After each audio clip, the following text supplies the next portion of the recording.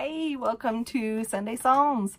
Today we are reading Psalm 46, and it says it's to the choir master, the sons of Korah, according to the Almoth, a song. And then there's a little footnote that says it was probably a musical or liturgical item.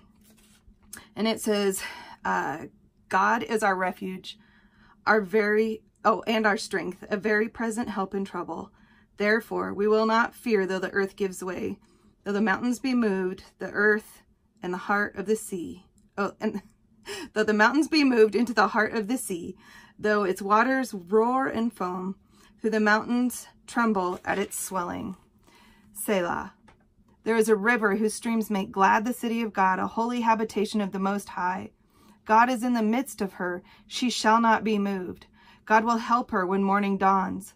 The nations rage, the kingdoms totter. He utters his voice, and the earth melts.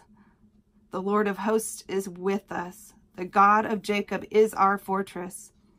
Come, behold the works of the Lord, and how he has brought the desolations of the earth. He makes wars cease to the end of the earth. He breaks the bow and shatters the spear. He burns the chariots with fire. Be still and know that I am God. I will be exalted among the nations. I will be exalted in the earth. The Lord of hosts is with us. The God of Jacob is our fortress.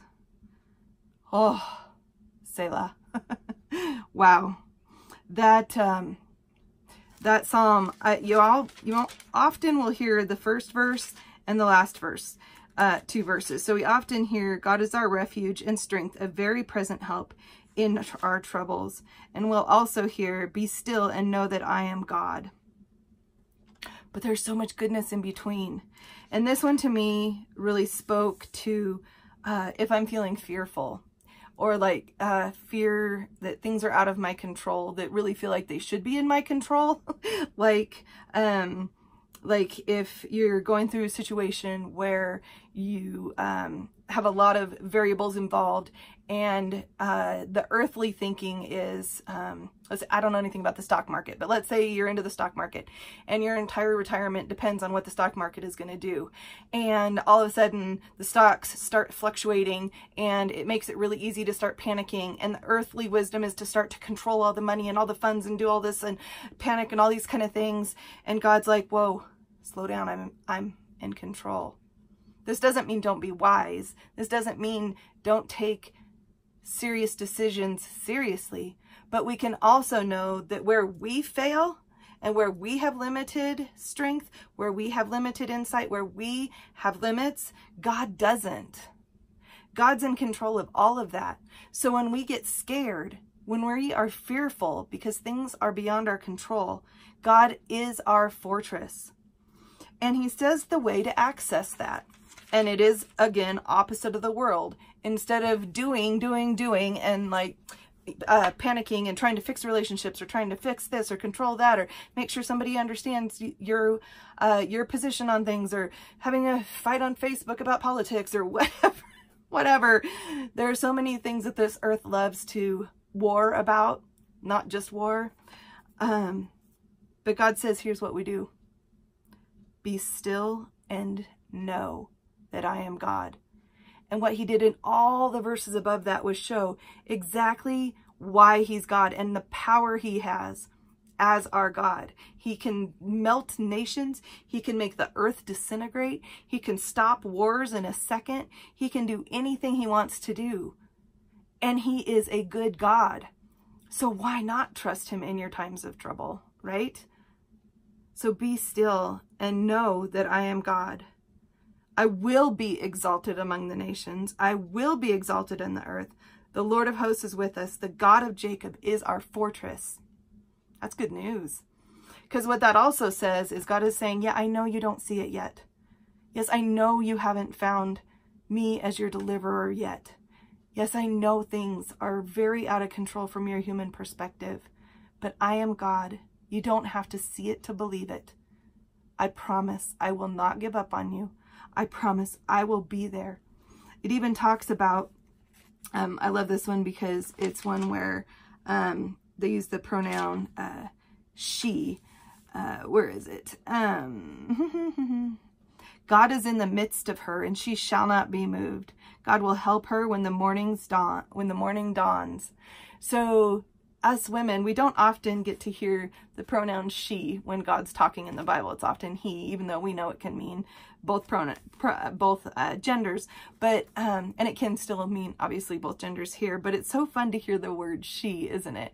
Most of you here on this channel are women.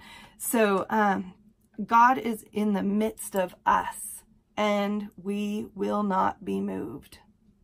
And the way we do not get moved is to not buy into the thinking and the panic that goes on in the earthly realm and the ways that we want to try to control and maneuver and manipulate. Even if it's good-hearted stuff, sometimes we mess it up worse trying to be good.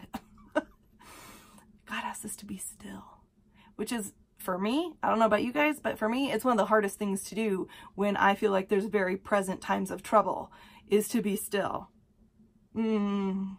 Super hard for me to do. But I think that's part of being human. I think most of us find it hard to just listen to my wording, just sit around and see what happens. Well, it's not just sitting around.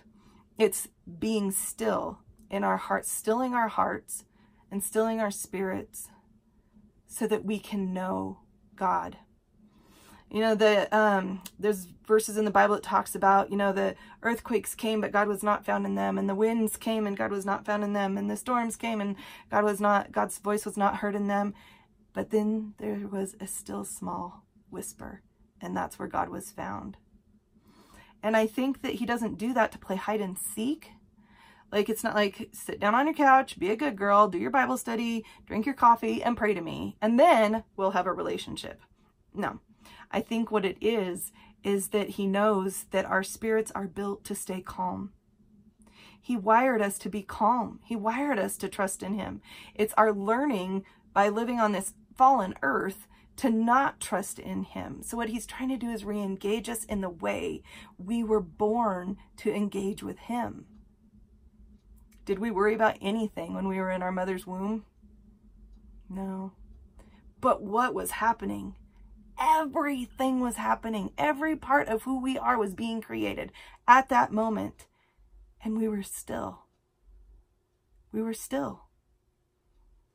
So I encourage you today to not make Bible journaling another check off on your list. I encourage you to not try to hurry and rush through it and get it done like it's a chore to do. I encourage you to use it as a time to be still. And there's no amount of time that God says to be still. If you can only be still for 30 seconds, then be still for 30 seconds. God knows that's your best for the day, and he'll honor that. If you can be still for 30 minutes, be still for 30 minutes. And God will honor that because he knows you're giving your best. It's like the widow's mite. She gave up this tiny little amount of money, and God exalted her among everybody else who gave way more money because he knew she was giving from a place of pure sacrifice.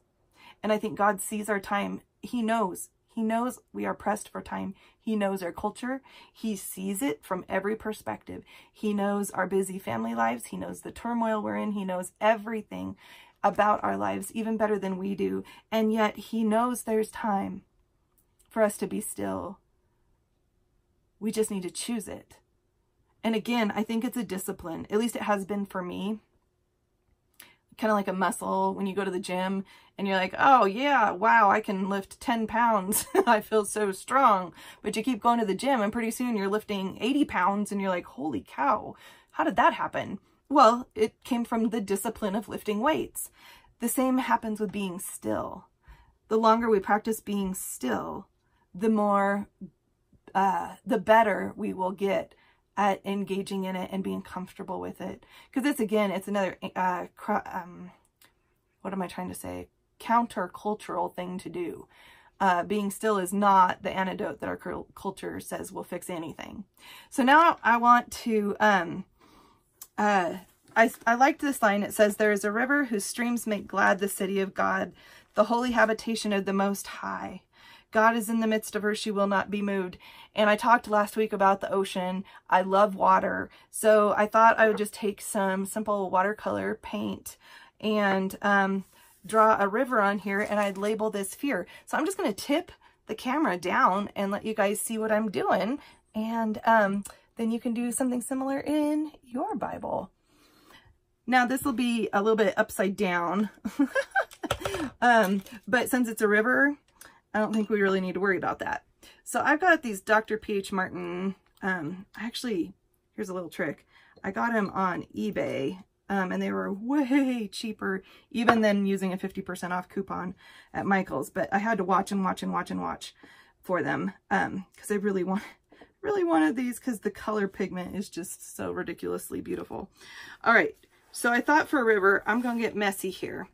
Some of you may not want to do this because you don't want to get this messy, but I've got scratch paper here.